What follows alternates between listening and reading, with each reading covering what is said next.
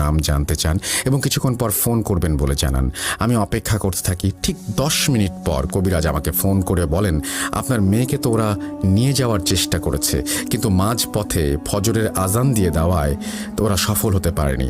আপনি ওর স্বামীকে বলুন 2 এলাকা পেরিয়ে একটা কবরস্থান আছে, ওখানে গিয়ে খোঁজ করতে। তবে ওখানে ওর স্বামী তাকে একা যেতে হবে। ইনশাল্লাহ আপনার মেয়েকে পেয়ে যাবেন। আপনার মেয়েকে পেয়ে গেলে খুব দ্রুত আমার কাছে নিয়ে আসবেন। আমি কবিরাজের কথা মতো সবটা করি এবং ওর শ্বশুর বাড়িতে সবটা জানাই। আল্লাহর অশেষ রহমতে সত্যিই কবিরাজের বলে দেওয়া জায়গাতে আমার মেয়েকে খুঁজে পাই। মেয়ের জামাইকে আগেই বলে দিয়েছিলাম ওকে পাওয়ার সাথে সাথে সরাসরি কবিরাজের বাড়িতে নিয়ে যেতে, তাই সে আবার মেয়েকে নিয়ে সরাসরি সেখানেই চলে যায়। তবে এর মধ্যে একটা দুঃসংবাদ পাই আমরা। আমার ননদের ছোট ছেলে বাইক অ্যাক্সিডেন্টে মারা গিয়েছে। এর ঠিক 5 মিনিট পর আমার বেয়ানের কাছে খবর আসে ওদের পরিচিত যে কবিরাজ ছিল, অর্থাৎ সেই কবিরাজ কাকু, তিনিও আজ সকালে একটা রোড অ্যাক্সিডেন্টে মারা গিয়েছেন। ব্যাপারটা খুবই দুঃখজনক হলেও সেই মুহূর্তে আমার মেয়েকে বাঁচানোটা ছিল খুব জরুরি। কবিরাজ আমার মেয়েকে দেখে বললেন, ওর উপর তো আসর করা হয়েছে, যে কোনো মুহূর্তে সুযোগ বুঝে ওকে ওরা নিয়ে যেতে পারে। ওকে এখন বিশেষ নজরদারিতে রাখতে হবে।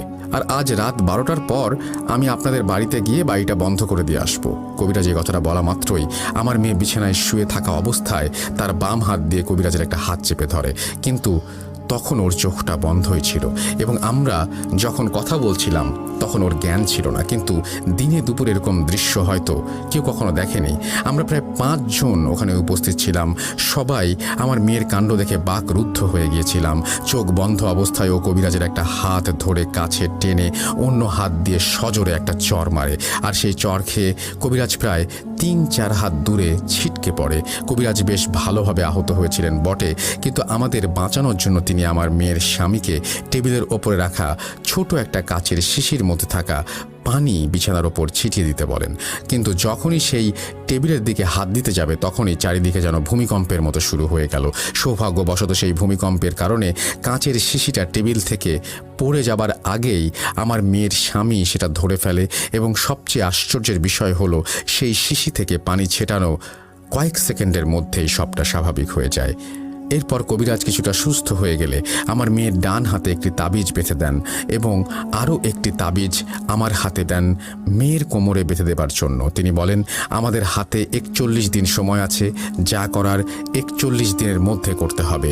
এই তাবিজের কারণে 41 দিনের জন্য আপনার মেয়ে সুরক্ষিত, ওকে কেউ নিয়ে যেতে পারবে না। তবে আপনার বাড়িতে বিভিন্ন ধরনের সমস্যা দেখা দেবে। 41 দিন পরে এই তাবিজের কার্যকারিতা কমে যাবে, তাই আমার বলে দেওয়া সব নিয়মকানুন মেনে চলতে হবে আপনাদের। এরপর কবিরাজের কথা মতো আমরা সব কিছু মেনে নিই। কিন্তু সেদিন তিনি বেশ ভালোভাবেই আহত হয়েছিলেন বিধায় আমাদের বাড়ি বন্ধ করতে আসতে পারেননি। তবে কবিরাজের প্রথম শর্ত ছিল আগামী 41 দিন আমাদের বাড়িতে কোনো পুরুষ মানুষ রাত কাটাতে পারবে না এবং আমার মেয়েকে একা এক ঘরে থাকতে হবে, কেউ তার সাথে ঘুমোতে পারবে না। আমরা কবিরাজের কথা মেনে নিয়ে সবটা করতে থাকি, কিন্তু ওই রাতটা যে আমার এবং আমার বাকি 2 মেয়ের জীবনের সবচেয়ে ভয়ঙ্কর রাত হতে চলেছে সেটা জানা ছিল না। ওই রাতে আমি আমার ছোট মেয়ে এবং মেজ মেয়ে একই সাথে ঘুমিয়েছিলাম এবং পাশের রুমে তোমার আপু একা ছিল। রাত 12:35 আমরা সবাই তখন ঘুমিয়ে হঠাৎ টিনের চালের ওপরে বিকট আওয়াজ। টিনের চালের ওপর নারিকেল পড়লে যেমন শব্দ হয়, শব্দটা সেই রকম ছিল। ঘুমের ঘোরে আমিও সেটাই ভেবেছিলাম, কিন্তু দ্বিতীয়বার শব্দটা হওয়ার পর যখন ঘুমটা পুরোপুরি ভেঙে গেল তখনই আসল ভয়টা শুরু হয়ে গেল, কারণ আমাদের বাড়িতে কোনো নারিকেল গাছ ছিল না। দ্বিতীয় শব্দে আমাদের 3 জনেরই ঘুমটা ভেঙে গিয়েছিল। আমি বিছানা ছেড়ে উঠে যেই না লাইট জ্বালাতে যাব ঠিক তখনই আবার সেই শব্দ। আবার আমরা সবাই ভয় পেয়ে যাই। তৃতীয়বারের শব্দের পর আমরা 3 জনই স্পষ্ট শুনতে পাচ্ছিলাম চালের ওপর কেউ হাঁটছে আর রাগে ফুঁসে উঠে গোঙাচ্ছে। আওয়াজটা ঠিক এমন ছিল কুকুরের রেগে যাওয়ার পর গড়গড় করলে যেমনটা শব্দ হয় ঠিক তেমন। আস্তে আস্তে শব্দটা আমাদের রুমের চালের ওপর থেকে সরতে সরতে পাশের রুমে অর্থাৎ আমার মেয়ের রুমের দিকে যেতে থাকে এবং ওখানেও 3 বার জোরে জোরে শব্দ হয়। প্রথমে বুঝতে না পারলেও পরে বুঝতে পারি ওটি লাথি দেওয়ার শব্দ, কিন্তু কেউ যেন প্রচণ্ড রেগে গিয়ে টিনের চালের ওপর লাথি দিচ্ছে, কিন্তু আমার তখন কিছুই করার ছিল না, কারণ রাতে মেয়ের ঘরে যাওয়া নিষেধ, সে যাই হয়ে যাক না কেন। কিছুক্ষণ অপেক্ষা করার পর হাঁটাহাঁটির শব্দটা বন্ধ হয়ে যায়। ভেবেছিলাম হয়তো আর কিছু হবে না, কিন্তু আবারও শুয়ে পড়ি। ঠিক তখনই আমাদের রুমে দরজার সামনে থেকে সুমধুর পুরুষ কণ্ঠে একজন বলে ওঠে, মা, ও মা, দরজাটা খুলুন না, আমার ওকে খুব দেখতে ইচ্ছে করছে, আমি কথা দিচ্ছি ওকে একবার দেখেই চলে যাব। এই অচেনা কণ্ঠস্বর শুনে ভয় আমাদের তিনজনের চোখে ততক্ষণে পানি চলে এসেছে। একটু অপেক্ষার পর আমার কাছ থেকে সাড়া না পেয়ে সেই পুরুষ কণ্ঠে আবারও ভেসে আসে, বোন, ও বোন, একবার দরজাটা খুলে দাও না, কথা দিচ্ছি তোমাদের আপুকে একটু আমি দূর থেকে দেখেই চলে যাব, একবার দরজাটা খুলে দাও। এই কথাগুলো শুনে আমার মেয়েরা ভয়ে কাঁদতে শুরু করে দিয়েছিল, কিন্তু ওর কথার কোনো উত্তর দেয়া চলবে না এবং আওয়াজ করা যাবে না জন্য আমি মেয়েদের সান্ত্বনা দিতে থাকি। কিন্তু এরপর যা হলো তাতে আমার নিজেকে ধরে রাখা কষ্টকর হয়ে গিয়েছিল।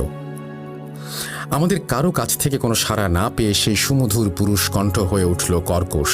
গুনে গুনে 5 বার আমাদের দরজায় লাথি মারতে মারতে অকথ্য ভাষায় গালি, অভিশাপ আর হুমকি দিতে লাগলো।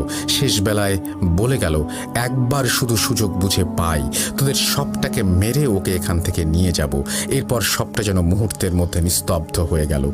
ওই রাতে আর কারোরই ঘুম আসেনি এবং ঘুমাতে পারল না। পরের দিন দুপুরে কবিরাজ আমাদের বাড়িতে আসেন এবং তাকে সবটা জানানোর পর তিনি বলেন, দরজা না খুলে এবং তার কথায় সাড়া না দিয়ে একদম ঠিক কাজ করেছি। তার কথায় সাড়া দিলে হয়তো বড় কোনো ক্ষতি হয়ে যেত। যাই হোক, আমি বাড়িটা বন্ধ করে দিচ্ছি, আপাতত কোনো সমস্যা হবে না।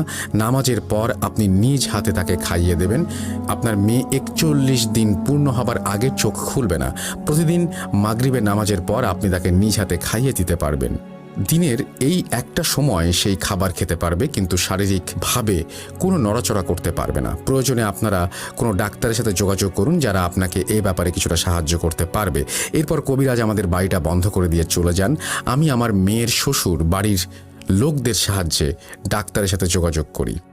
সত্যি বলতে কি, সচল না হবার কারণে কতটা সমস্যা হতে পারে তা বলে বোঝানো যাবে না। খাওয়া দাওয়া, গোসল, পানি সব কিছুই ধারণার বাইরে। যা হোক, এভাবে কিছুদিন ঠিকঠাক চলছিল। তবে বললে বিশ্বাস করতে কষ্ট হবে, ও সারাদিন কোনো কথা বলতে পারতো না এবং চোখ বন্ধ করে থাকতো, কিন্তু মাগরিবের আজানের সাথে সাথেই প্রতিদিন একটা কথাই বলতো, মা, নামাজ শেষে খাইয়ে দাও। সারাদিনে মাত্র এই একটি লাইন শুনতে পেতাম ওর মুখ থেকে। এই পৃথিবীতে যে আরও কত অলৌকিক বিষয় আছে তা জানতে গেলে হয়তো আমাদের জীবনে সময়কাল কম বলেই মনে হবে। 11 দিন পর আমি মাগরিবের নামাজ শেষে ওর জন্য খাবার নিয়ে বিছানার পাশে বসেছিলাম। ছোট মাছের তরকারি আর ভাত। বিসমিল্লাহ বলে যেই না ওর মুখে তুলে দিতে যাব, ঠিক তখনই দরজায় কড়া নেড়ে উচ্চ স্বরে পুরুষ কণ্ঠে দুজন আমাকে সালাম দিয়ে ভেতরে ঢুকে আসার অনুমতি চাইল। আমি সালামের উত্তর দেবার পর তাদের পরিচয় জানতে চাইলে তারা বলল, মা, বিচলিত হবেন না, আর ভয় পাওয়ার কিছু নেই, আপনাদের সাহায্যের জন্য এসেছি, দয়া করে আমাদের ভেতরে আসার অনুমতি দিন।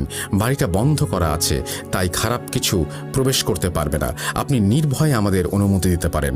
ওদের কথা শুনে আমি ভেতরে আসার অনুমতি দেবার পর যা হলো তা সুস্থ মস্তিষ্কে ভাবা দায়। আমি দেখলাম দরজাটা আস্তে আস্তে খুলে যাবার পর আলনার ওপর রাখা জায়নামাজটা হাওয়ায় ভাসতে ভাসতে পশ্চিম দিকে নামাজের অবস্থানে এসে পড়ল।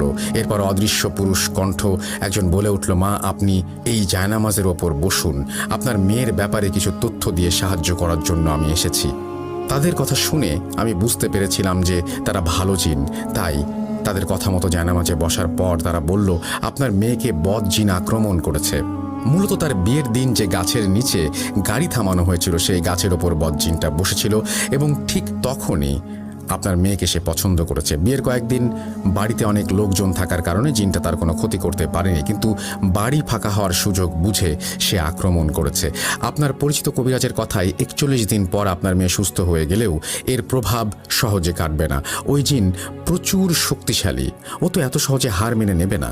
তাই নিজের মেয়েকে বাঁচাতে চাইলে আগামী 30 দিন কোনো আমিষ খাবার খাওয়াবেন না।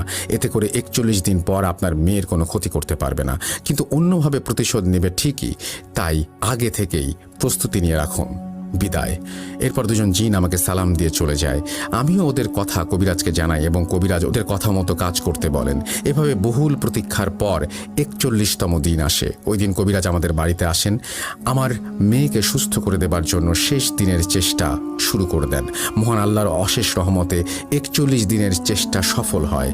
ঠিক মাগরিবের আগ মুহূর্তে কবিরাজ যখন তার নিয়ম মতো মন্ত্র পড়ছিলেন, সত্যি বলতে ততক্ষণে বাড়ির বাইরে ঘূর্ণিঝড় শুরু হয়ে গিয়েছে। প্রথম দিনের মতো টিনে